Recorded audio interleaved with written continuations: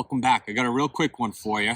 It's spring here. I finally have gone past that last date of a hard frost, and you can see I got the garlic sprouting.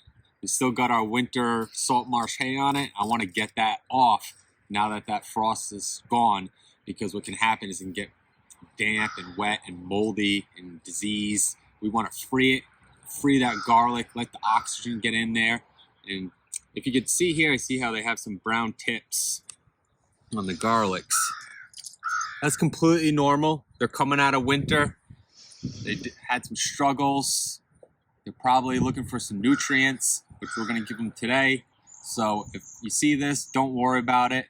Just keep an eye on the new growth, and that's more of a determining factor of how healthy your garlic is. So first things first, let's get the straw off.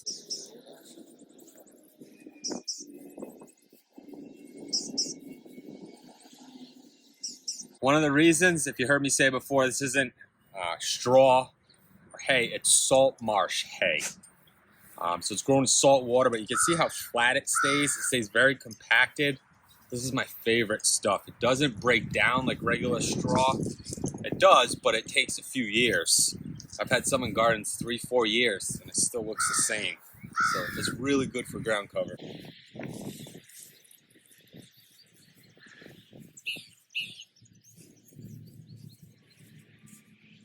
Okay, we got all the hay or straw, whatever you use. Oh, Buddha! Buddhas! Guys, say hi to Buddha. So you get all the straw moved, and now is when you want to look for some weeds. You can see here I got some tree saplings. I just picked them out. Somehow they got in. They probably came in before I put the salt marsh hay on. But if you have weeds, you want to do any general weeding right now. And you can see over here, see how this corner, I got some that don't look so good? Well, what I do when I'm planting is you're breaking apart your bulbs. Any bulbs that I might have damaged myself or didn't look quite right, a lot of times you throw them away.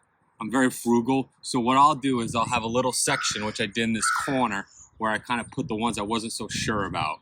And you can see some of them didn't make it, some of them are struggling, but I'm still gonna give them a chance. But that way I know I didn't mess up anything else, because all the other rows look big and beautiful, and you won't have big plants out competing a little plant. They kind of have their own little area.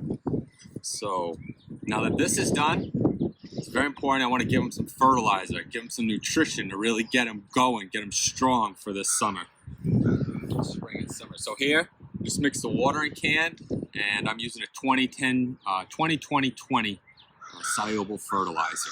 I'm using 20-10-20, really just a general purpose to get some nitrogen, phosphorus, and potassium into these plants.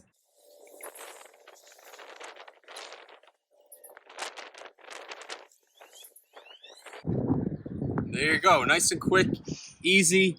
We'll give it some fertilizer. I didn't give it all the water it needs, because I'm using a watering can for now. So what I'll do is I'll mix some fertilizer and I'll dump the fertilizer right near the plants, and then I'll come back with the fresh water container and kind of rinse it and make sure that the soil is really saturated. We've had a drought for a while, so we really want to make sure that this has enough moisture in it for those bulbs to really take off.